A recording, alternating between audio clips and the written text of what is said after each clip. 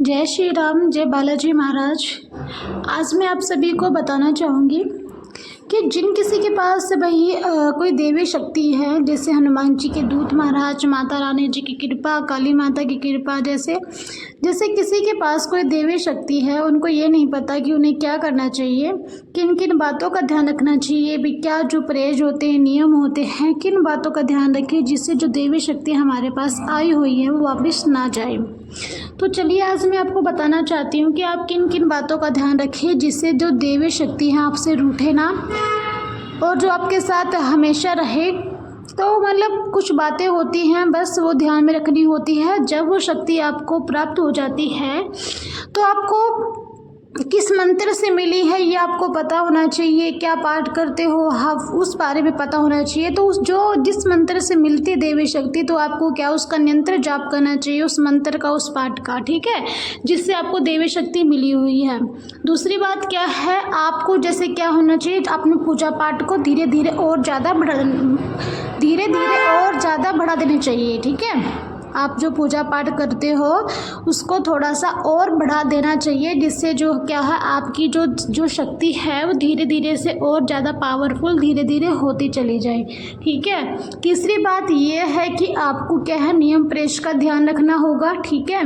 लहसुन प्याज नहीं खाना, ड्रिंक नहीं करना, ठीक है। और मांस मदिरा, जैसे आपको पता है जो भक्त हनुमान जी की पूजा करता है उनको खुद को पता है कि उनको किन किन बातों का ध्यान नहीं, मतलब क्या क्या चीज़ नहीं करनी चाहिए, वो सब बात ध्यान में रखनी होती है, ठीक है। चौथी बात ये है कि आपको ज़्यादा किसी के घर नहीं जाना, ठीक है।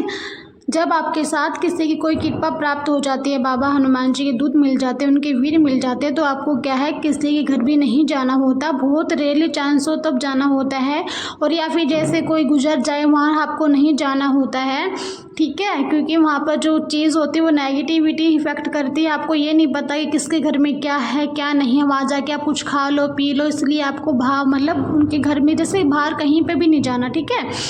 जैसे और पांचवी बात यह है कि आपको जैसे कोई भी जैसे भक्त आपको दिख जाए, जैसे कोई बाबा दिख जाए आपको, कोई आपके बारे में पूछे, तो आपको किसी को भी अब जिसको अपने बारे में नहीं बताना है। अगर किसी के पास हनुमान जी के दूत महाराज है, कोई शक्ति है, देवी शक्ति है, तो उसको अपना नाम, उसको अपनी उम्र, उनके एज कुछ भी नहीं बताना, ठीक है।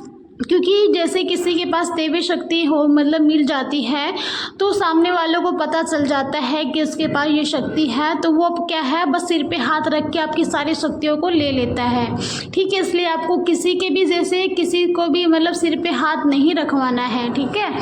छठी बात ये है कि आपको जैसे धार्मिक स्थानों पर जाना है जहाँ जैसे जिससे रिलेटेड आप जुड़े हो, जिस देवी देवता की पूजा करते हो, जैसे मेहंदीपुर, जैसे बालाजी से जुड़े तो मेहंदीपुर जाइए, जाइए, सिद्धपीठ मंदिरों में जाइए जहाँ पर जो शक्तियाँ हैं निवास करती हैं, ताकि जो आपकी शक्तियाँ हैं और ज़्यादा पावरफुल हो, ठीक है। और आप क्या करो, जैसे जानवरों की सेवा करो, जैसे गाय को रोटी खिलाओ, कुत्ते को मतलब गुड़ के साथ रोटी डालो, ये चीज़ करनी है। बंदरों के केले डालो, मतलब आपको ऐसे क्या करना है कि सेवा ही करनी है, ठीक है। मन आपका कोमल होना चाहिए, किसी के प्रति कोई भी नफरत भाव नहीं होना चाहिए, क्योंकि जो शक्तियाँ होती है वो सब कुछ पता कर लेती है कि आप कल क्या करने वाले हो, कि आज क्या करने वाले हो, उनको सब कुछ पता चल जाता है कि आप नेक्स्ट कदम क्या करने वाले हो। इसलिए किसी के प्रति अपने मन में गलत विचार मत रखना, ठीक है। जय श्री राम, जय श्री बालाजी महाराज। अगर आपको कुछ और पूछना हो तो आप मुझसे कमेंट बॉक्स में पूछ सकते हो, ठीक है, मैसेज करके। जय सीताराम, जय श्री बालाजी।